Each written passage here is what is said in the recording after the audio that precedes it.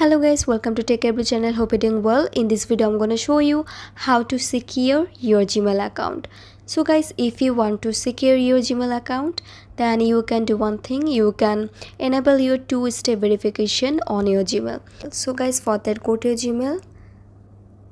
Now go to your profile, tap on manage your Google account. Now go to security.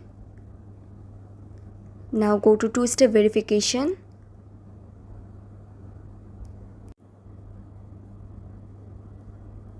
Now you can add here your phone number and just tap on turn on two-step verification.